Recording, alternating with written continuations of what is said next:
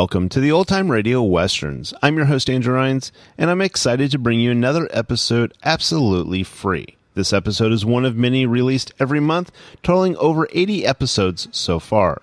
Each one is meticulously digitally restored and stored in the cloud for your convenience, a process that incurs costs. To help cover these expenses, you might hear some advertisements throughout the episode. While we do retain the original commercials for historical authenticity, you may also encounter modern ads, which help keep the lights on. If you prefer an ad-free experience, we offer a couple options. You can listen to the episodes on YouTube. You can also support us by becoming a patron on our Patreon page. For more information, go to otrwesterns.com/donate. Again, otrwesterns.com/donate. I do want to emphasize that we are committed to providing this content to you for free, but also we have to be transparent about the financial realities to bringing this to you. Now, let's get into this episode. This episode is going to be Gunsmoke, original air date September 7th, 1958, and the title is Tried It. Hope you enjoy.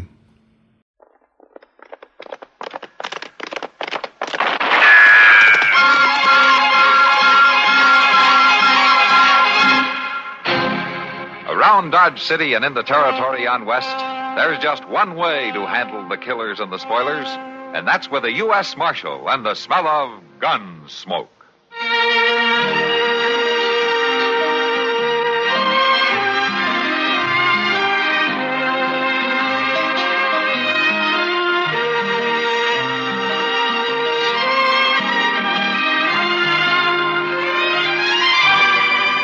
Gunsmoke, starring William Conrad, the story of the violence that moved west with young America, and the story of a man who moved with it.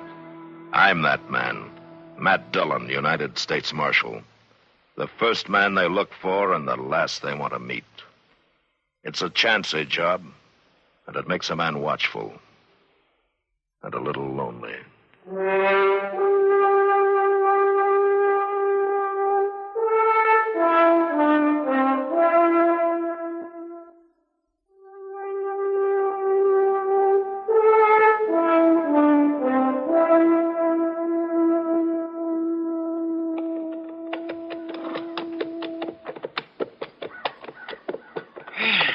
Mr. Dillon, I bet this proves out to be the hottest day of the whole year. Yeah, I think you're right, Chester. I stuffed my hat full of grass, but the sun's still frying my brain. Well, it won't take long now. The Cates Ranch is just over this ridge, isn't it, Hank? Yeah. Sure, I'm sorry to bring you out in this weather, Marshal. Back home, we never bothered the law with something like this. Always settled it personal. It works out better this way, Hank. Well, seeing how Grover Cates feels about me, I reckon you heard how it was with me and Alma before him and her got married. Now, you did the right thing coming to me with it, Hank. If I just thought it wouldn't happen again, I'd forget about it, Marshal, but it's the third time now. Doggone it, I can't afford that kind of a loss. There's no reason why you should. There's Kate over there by the bar, Mr. Dillon. Don't see the boy around nowhere, so. Sure hate to have to do with it. You let me handle it, Hank.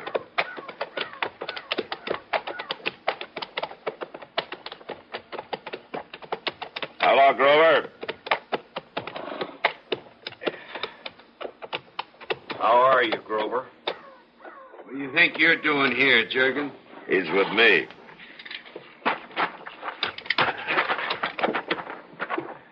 I'm afraid it's not a social call this time, Grover. I got some business with your son. Eddie? Yeah. Is he here? What kind of business can you have with a 12-year-old boy, Marshal? Didn't you buy Eddie one of those light Winchester rifles a couple of years ago? What if I did? Yeah, it seems like he's been using that gun pretty freely.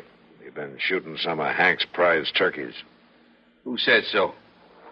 I seen him do it last time. That's a lie. You watch your tongue. And you get off my property right that's now. enough, both of you. Marshal, there ain't a word of truth in it. My boy knows if he was to go do something like that, I'd boil the daylights out of him. I suppose we talk to him about There's it. nothing to talk about. It's because some turkey farmer starts spreading lies around. I'm a patient man, Grover, but you stop that talk about lying. Then get off my property if you don't like it. Easy now. Grover? What's the matter? Afternoon, Miss Cates. Marshal? Hank? Are you, Alma? She's Mrs. Kate's turkey farmer, and don't you forget it. You go on back to the house, Alma. This don't concern you. What do you mean? What is it, Marshal? Well, it seems young Eddie's been taking pot shots at Hank's turkeys. There ain't no truth in it, Alma. Now, you stay out of it. Grover, let's see what the boy has to say. Huh? I ain't going to have the law pushing my young'un around. The law's not going to. I just want to talk to him. Now, where is he? He ain't here. I sent him into town. Grover, he... Shut up. I think maybe he came back without you knowing about it. No, he didn't. In fact, judging by the way that dog's sniffing around at the cracks, I think maybe he's right there inside the barn listening to us. No, he ain't, I tell you. Grover, this is a matter of law, not a personal argument. Now, you quit stalling around and you call him out.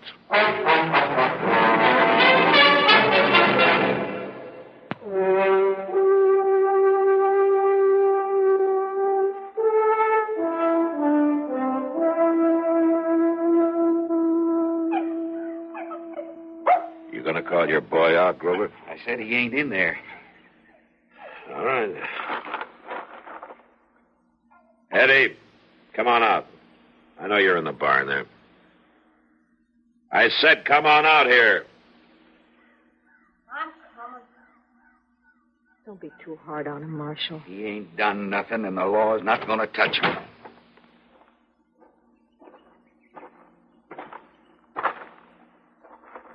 You're the one that told him.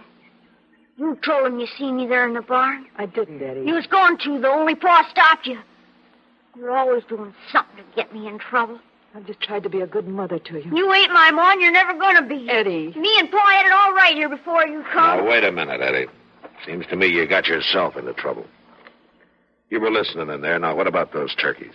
I don't know nothing about it. See what I told you? Eddie, I seen you do it. I was walking back up the draw, I heard the shots, and then I seen you ride off on that pony of yours. And you had your rifle. If I hadn't have been afoot, I'd have chased you and caught you right then. I ain't been near your place. Eddie, why do you think Hank would tell a story like that if it wasn't true? I don't know nothing about it, Marshal. Well, I've known Hank now for quite a while, and I never knew him to lie before. Now, why do you suppose he'd start with you? I told you I don't know. All right. Then I guess I'll have to take you into town with us, Eddie. You aiming to jail this boy just on somebody's say-so? I'm not going to jail him, Grover. He can bunk in with Chester tonight, and we'll see what Judge Bent has to say about it in the morning.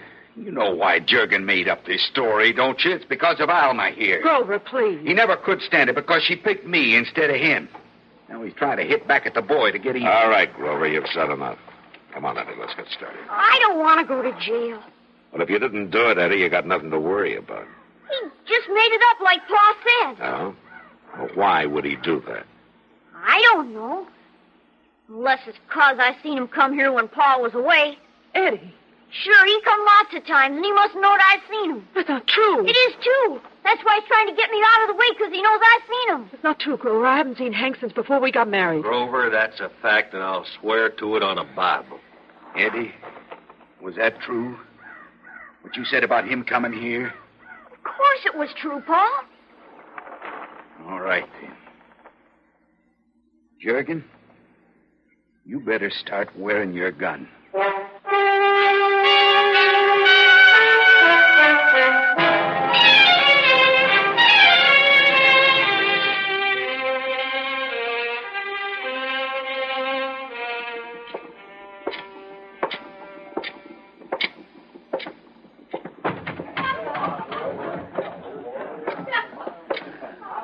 Hello, Mac. Good to see you. Hello, Kitty. Doc. Well, hello, Mac. Sit down. Have a beer with us. Well, thank you. Sam, bring Matt a glass of beer, will you? Sure, Miss Kitty. I heard you threw the Cates boy in jail this afternoon. Oh, you heard wrong, Doc. I got Chester keeping an eye on him, that's all. Oh, I did hear wrong then.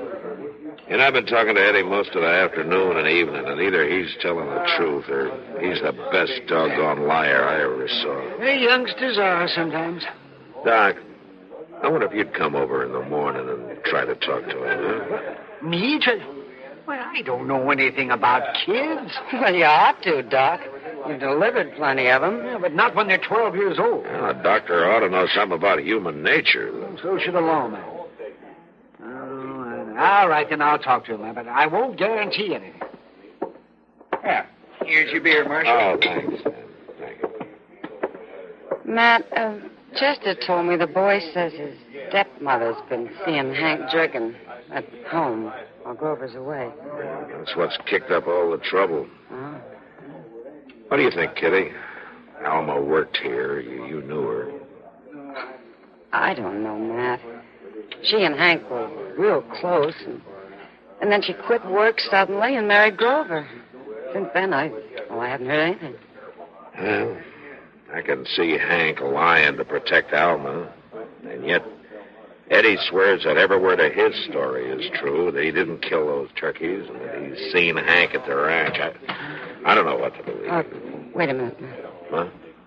How are you, Kitty? Hello, Alma. Doc? Marshal? Here, Miss Gates. It's the first time I've been in the Long Branch since I quit and got married. Well, it hasn't changed much, Alma. Lots of other things have, though. Don't you want to sit down? No, thanks. I don't have much time. Marshal, how's Eddie? And he's still telling the same story, Miss Gates. He ain't never liked me. Always talks about how much better everything was before his ma died. I've tried every way I know how to. Well... Marshal, I was wondering, could I go over to the jail with you and try talking to him myself? He don't know what he's done, Marshal. I left Grover out there at the place just sitting and drinking and staring at the wall. He won't say a word to me. Won't even look at me. Will you walk down with me? Sure, all right. Come on, Miss Gates. Let's go talk to him.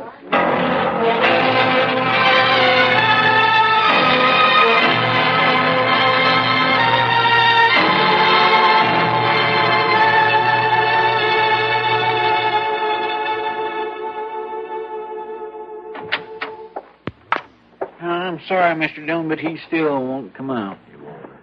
I could have dragged him, but I didn't figure you'd want that. No, you did right, Chester. I'll go back and try to talk to him. He sure is a stubborn kid when he puts his mind to something. Aren't you hungry, Eddie? No. You want to come up in the office with Chester and me? Is she still there? No. Your ma left. Crying. She ain't my ma. Oh, she's your stepma, though. That's the same thing. What? Why wouldn't you talk to her? I don't ever want to see her again. You know, Eddie, you said a pretty bad thing about her.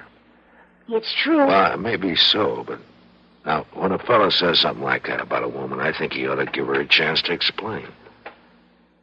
I don't want to see her. Now, I can understand when a fellow's had a fine ma and he's lost her. It's kind of hard for him to get used to another woman trying to take her place, but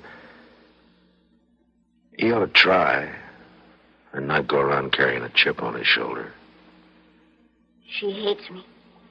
She wants to turn Pa against me. The thing is, though, that a story like that hurts more than just one person. Hurts your pa and Hank Jerkin. And you know something, in the end, it'll hurt you more than anybody else. I told you I seen him lots of times. I can understand, too, telling a lie to get out of trouble. I did that myself a few times when I was a boy. You know why I quit doing that? Why? Because I found out that it felt worse to go around knowing that I'd lied than it did to admit the truth and take my punishment. I didn't lie. Now, killing a neighbor's turkey's a bad thing, all right, and your pa might strap you for it, maybe give you extra chores to help pay for them, but, well, that's not as bad as knowing every minute of the day that you've hurt 3 people without any cause. And you hurt yourself, too. I said I wasn't lying. Yeah. Well, and that case, you got nothing on your mind, so there's nothing to worry about, right? Yeah. You're still not hungry, huh? No. All right, then you better go to bed and get some sleep.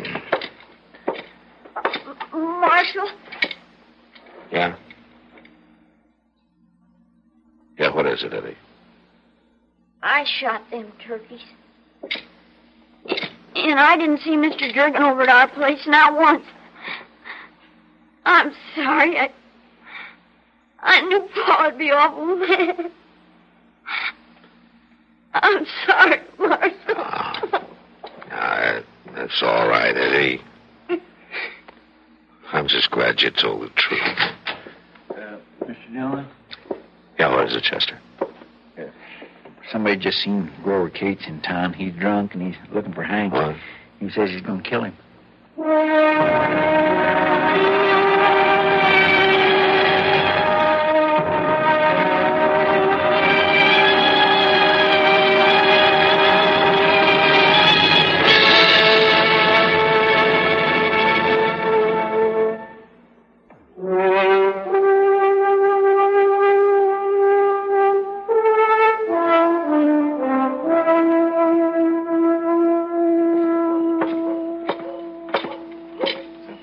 Can't find neither one of them, Mr. Dillon. Well, Hank Jerkin may not even be in town, Chester. Well, Grover told somebody he'd stopped at Hank's place and he wasn't home. And I hope he's not. Wait a minute. Over there in Delmonico's, there's Hank. Come on. Well, he must not have heard Grover looking for him. Would he be sitting in there eating for peaceful life? Yeah, I guess not.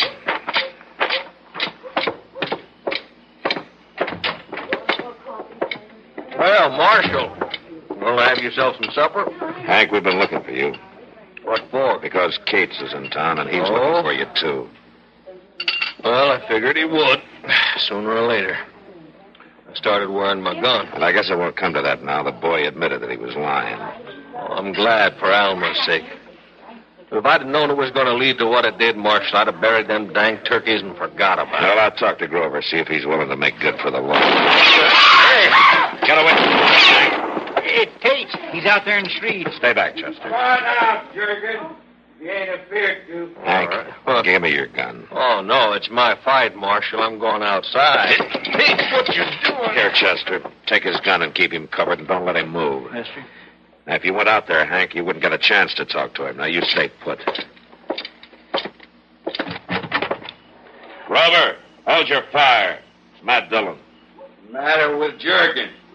You too scared?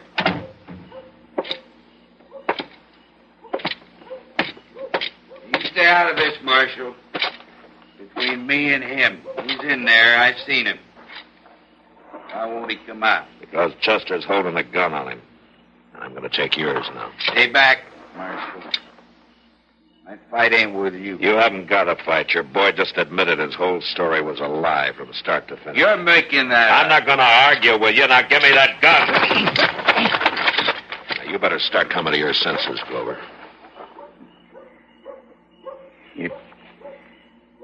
You're saying the boy made it all up about Hank and Alma? Yeah. You go on over to the jail and talk to him. You better figure on paying for Joe's window there, along with them turkeys. I should have known the young'un was lying to get out of trouble. Marshal, No. I heard the shot, Marshal. Was either of them... Oh. Grover. Oh, there was no harm done in this case. I came back to the jail and saw Eddie. He told me. I reckon we better go get him, Alma, and head on out to the place. You go, Grover. I'm staying in town a while. Till I decide what I'm going to do. Gonna do? Well, you're coming home. That's what you're gonna do. No, Grover. You'll believe what he said about me. Just somebody's word against me, and you believed it. Alma. I'm not going with you now. And maybe not ever. I'll have to study it out. Now, wait a minute. Good night, gentlemen. Alma. Alma, you come back here. She can't do this to me, Marshal. She's my wife. She belongs at home. Marshal, you gotta help me. I'm sorry, Grover. This is something the law's got nothing to do with. You're on your own.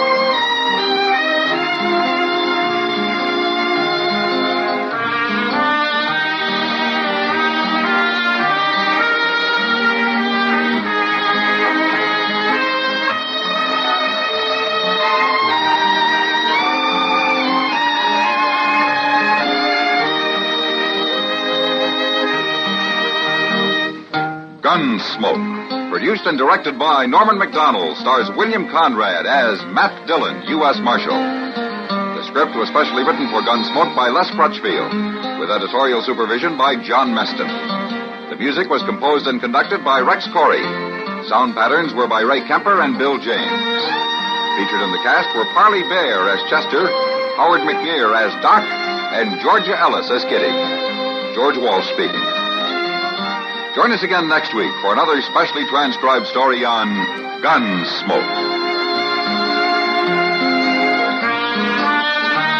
This is the United States Armed Forces Radio and Television Service.